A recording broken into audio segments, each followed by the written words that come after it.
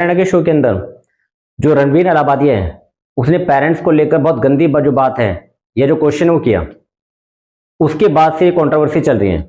वैसे तो पूरा शो गंदी बातों और गालियों पर टिका हुआ है, यानी आज के समय पर पॉपुलैरिटी का मतलब गालियां बकना हो गया है।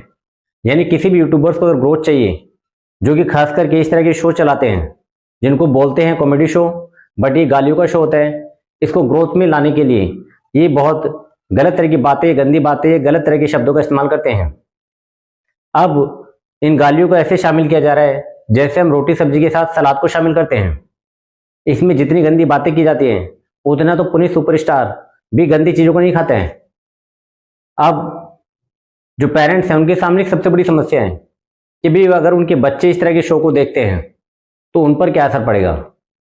वैसे तो हम ये गालियां हमने अपने आस पड़ोस और कई जैसे स्थान, चाहे वो स्कूल हो, कॉलेज हो या अपने फ्रेंड सर्कल में सुनने को मिलती हैं, जिसमें मजाक मजाक में इस तरह की बातें की जाती हैं। बट अब तो इन गालियों को प्रमोट किया जा रहा है और कई बड़े शो के अंदर इस तरह के जो यूट्यूबर्स हैं उनको बुलाया जा रहा है।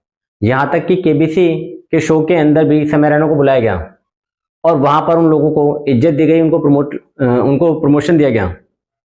तो ये जो प्रमोशन मिल रहा है, इससे जो बाकी लोग हैं उनके माइंड में एक छवि बन रही है कि अगर आपको जल्दी पॉपुलैरिटी चाहिए और बहुत तेजी से अगर आपको ग्रो करना है तो आप अपने जो भी आप चैनल है या जो भी आप सोशल मीडिया प्लेटफॉर्म है उसमें गंदी बातों को या गालियों को शामिल करो। उससे तेजी से आपको ग्रोथ मिलती है, आपकी जो इनकम है वो जनरेट होती है। बट मैं ये समझता हूँ इस तरह की चीजें हमारी जो भारतीय संस्कृति है उसको बहुत गलत डायरेक्शन में ले जाएगी। और यहाँ पर जो पेरेंट्स हैं, बच्चे हैं, अगर वो भी आपस में बात करेंगे तो उसके अंदर भी इस तरह की जो गालियां हैं उसका इस्तेमाल किया जाएगा, जो कि सही नहीं है। यानी यहाँ पे इस शो के अंदर माँ बहन को एक तरह से एक कर दिया जाता है और बिना गालियों के शो चलता ही नहीं है।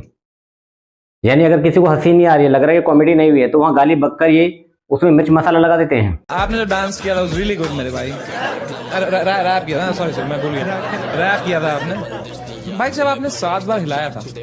और वहीं पे एक मशहूर सिंगर हैं बी पराग, उन्होंने भी जो पॉडकास्ट राहुल अलाहाबादी के द्वारा किया जाना था उनके शो को कैंसिल कर दिया है।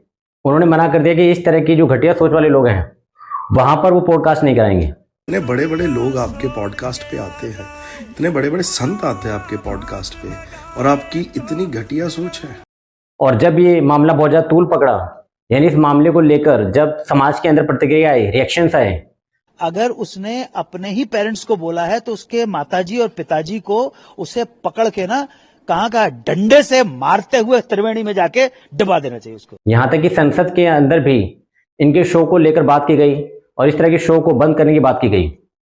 तब जो रणवीर अलाहाबादिया हैं वो अपनी एक वीडियो जारी कर इस पर सॉरी बोलते हैं और कहते हैं कि भी ये उनसे गलती हो गई, इस तरह की बातें उन्हें नहीं करनी चाहिए थी। My comment wasn't just inappropriate, it wasn't even funny.